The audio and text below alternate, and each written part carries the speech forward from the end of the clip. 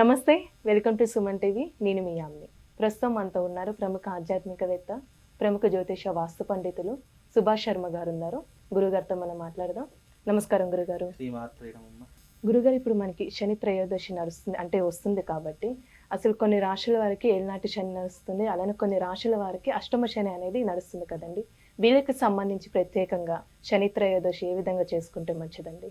చాలా మంచి ప్రశ్న, తప్పకుండా తెలియజేస్తాను. ముందుగా ప్రేక్షకులందరికీ శ్రీమాత్రే నమః, శ్రీ గురుభ్యో నమః. జ్ఞాని నామ్నపి చేతాంసి దేవి భగవతీ హిసా బలాయ కృష్ణమోహాయ మహామాయ ప్రయశ్చతి. శని ప్రభావం అనేటటువంటిది మనిషి జీవితంలో కర్మస్థానాన్ని సూచిస్తుంది. కర్మస్థానము మీన్స్ ఏంటి అంటే గనక మనిషి చేసినటువంటి తప్పులకు శిక్షను అనుభవించేలా చేసేటటువంటిది శని యొక్క కారకత్వం. శని కారకత్వం అనేటటువంటిది మనిషి జీవితంలో ప్రవేశించినప్పుడు, అంటే నిజానికి శని కూడా మేలు చేసేటటువంటి వాడే అని జ్యోతిష శాస్త్రం ఎప్పుడో చెప్పింది. కాకపోతే దానిని మనం నెగిటివ్గా ప్రొజెక్ట్ చేసి అయ్యో శని అనేటటువంటిది భయంకరంగా ప్రొజెక్ట్ చేయడం అనేటటువంటిది జరిగింది. కానీ నిజానికి జాతకంలో శనిగ్రహం ఎంటర్ అయినప్పుడు, శని దశ ఎంటర్ అయినప్పుడు ఎవరు మంచి ఎవరు చెడు అని తెలుసుకునేటటువంటి జ్ఞానం ఏర్పడుతుంది. శని దశ ఏర్పడినప్పుడు మనిషి జీవితంలో ఏది మంచి ఏది చెడు అనేటటువంటి విచక్షణ జ్ఞానం తెలుస్తుంది. అలాగే శని ఎంటర్ అయినప్పుడు జాతకంలో జీవితంలో మనిషి యొక్క స్వభావము, అలాగే తన మిత్రులు ఎవరు, శత్రువులు ఎవరు, అయిన వాళ్ళెవరు, కాని వాళ్ళెవరు, ఇవన్నీ కూడా తెలియజేసేటటువంటి ఏకైక గ్రహం ఏది అంటే అది జాతకంలో జ్యోతిష్యంలో శనిగ్రహము అని చెప్పి జ్యోతిష శాస్త్రం ఎప్పుడో చెప్పింది. కానీ మనం ఏం చేస్తున్నామంటే మనకి ఏలినాటి శని ప్రభావం వచ్చిందని భయపడిపోతున్నాము.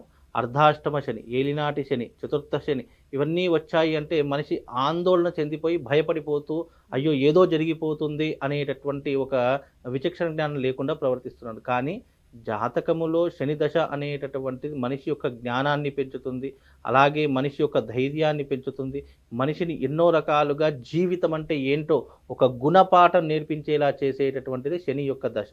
కాబట్టి శని దశ అనేటటువంటి ఎప్పుడూ కూడా మనిషి జీవితంలో వివాహ యోగం ఎప్పుడు వస్తుందో శని దశలోనే వివాహ యోగం ప్రారంభమవుతుంది. అందుకే కర్మ అనేటటువంటిది ఎలా ఏర్పడుతుంది అంటే వివాహంతోనే కర్మ జీవితం అనేటటువంటిది ఏర్పడుతుంది.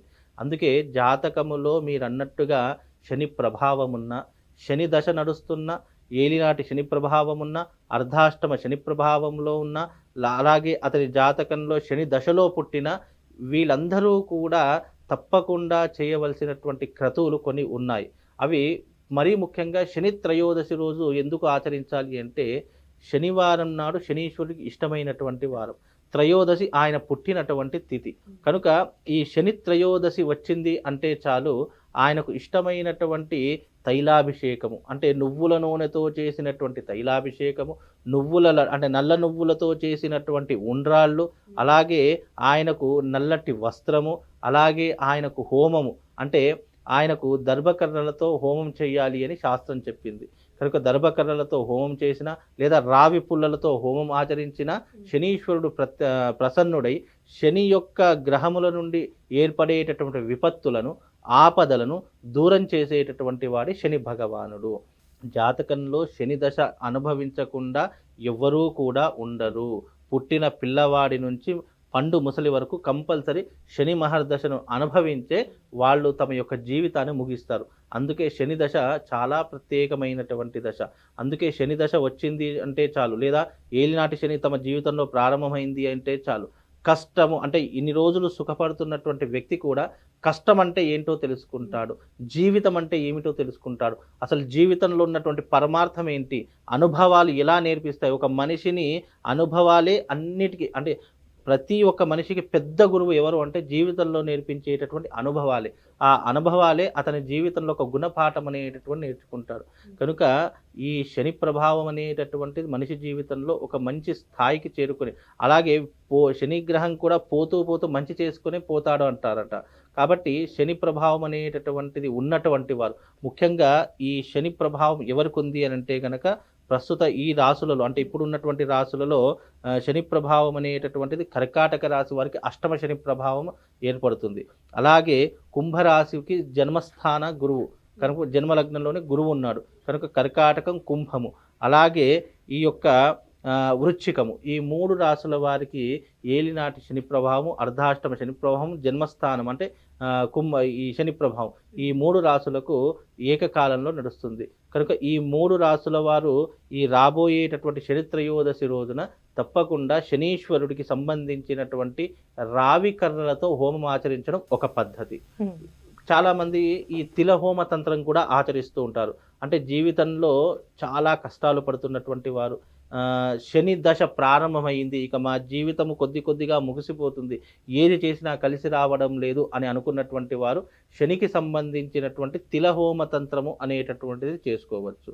అలాగే ఇప్పుడు ఉన్నటువంటి నేను చెప్పినటువంటి రాసుల వారు శని త్రయోదశి రోజున ఆంజనేయ స్వామి ఆలయానికి వెళ్ళి అక్కడ నవగ్రహాలలో ఉన్నటువంటి శనీశ్వరుడికి తప్పకుండా తైలాభిషేకము, అలాగే నల్ల నువ్వులతో చేసినటువంటి ఉండ్రాళ్ళు శనీశ్వరుడికి నైవేద్యంగా పెట్టాలి.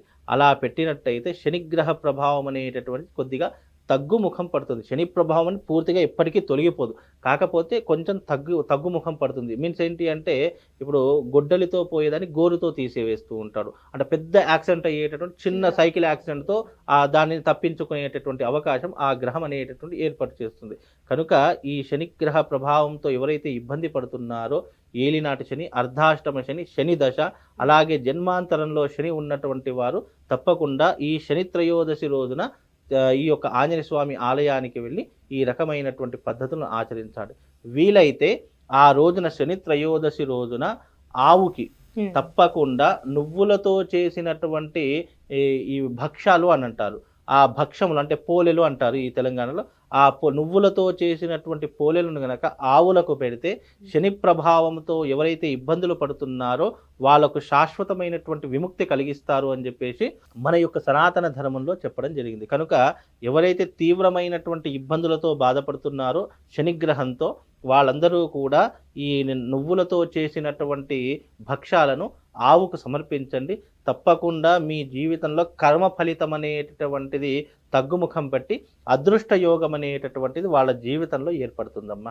అలానే దానం అంటూ ఏమి ఇవ్వాలండి ఆ రోజు ప్రత్యేకంగా దానము ఇవ్వాలి అంటే నల్లటి వస్త్రము, నల్లటి నువ్వులు, అలాగే ఒక మూల, ఆ మూలను కూడా ఆ నల్ల నువ్వుల పైన పెట్టేసి తమలపాకులు, వక్క, ఆ తర్వాత దక్షిణ తాంబూలము, ఈ అన్నిటినీ కూడా బ్రాహ్మడికి దానం ఇస్తే దానికి సంబంధించినటువంటి ఏదైతే శనికి సంబంధించినటువంటి గ్రహం ఉంటుంది కదా, ఆ గ్రహం యొక్క ఫలితం అనేటటువంటిది కొద్దిగా అంటే మనకు ఆపదలు, విపత్తులు రాబోయేటటువంటి కాలంలో ఏవైతే ఉంటాయో అవి కొంతవరకు తప్పించుకునేటటువంటి అవకాశము, వాటిని అధిగమించేటటువంటి అవకాశము మనం చేసినటువంటి దాన పుణ్యం వల్ల కలుగుతుంది.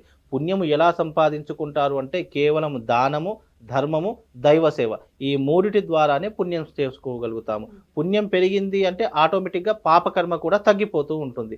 అలాగే మనం చేసేటటువంటి ఆ భగవంతునికి చేసేటటువంటి ఇష్టమైనటువంటి ధాన్యం ఏదైతే ఉంటుందో అది బ్రాహ్మడికి మనం ఎప్పుడైతే దానం ఇస్తామో ఆ దాన పుణ్యం వల్ల శని నుంచి వచ్చేటటువంటి విపత్తులు కానీ, యాక్సిడెంట్లు కానీ, ప్రాణభయం కానీ, కలలు కానీ, ఇవన్నీ ఏవైతే మనిషి జీవితంలో ఇబ్బందులు పెడుతున్నాయో వాటన్నిటిని కూడా అధిగమించేటటువంటి శక్తి సామర్థ్యాలు ఆ వ్యక్తికి దాన రూపకంగా, ఈ యొక్క పూజ రూపకంగా పుణ్యం అనేటటువంటి లభించి ఆ యొక్క ఎవరైతే ఆ శని ఇబ్బందులతో బాధపడుతున్నారో వాళ్ళు జీవన్ముక్తులవుతూ ఉంటారమ్మా. గురుగారు, అంటే మీరు చెప్పిన ఈ ప్రత్యేకమైన రాశుల వారికైనా మిగతా వాళ్ళు కూడా చేసుకోవచ్చండి ఈ విధంగా? ఎవరైనా శని యొక్క ఆరాధన ఎవరైనా చేసుకోవచ్చు. కాకపోతే వీళ్ళకు ఏలినాటి శని, అర్ధాష్టమ శని, జన్మస్థానంలో శని ఉన్నాడు కాబట్టి వీళ్ళు తప్పకుండా ఆచరించాలి అని చెప్తుంది శాస్త్రము. ఎందుకంటే వీళ్ళ యొక్క జాతక రీత్యా వీళ్ళు తప్పనిసరిగా ఆచరణ చేసుకోవాలి. అలా వీళ్ళే చేసుకోవాలని కాదు, ఎవరైనా కూడా చేసుకోవచ్చు. శని త్రయోదశి శని భగవానుడికి ఇష్టమైనటువంటి తిథి, ఇష్టమైనటువంటి వారం.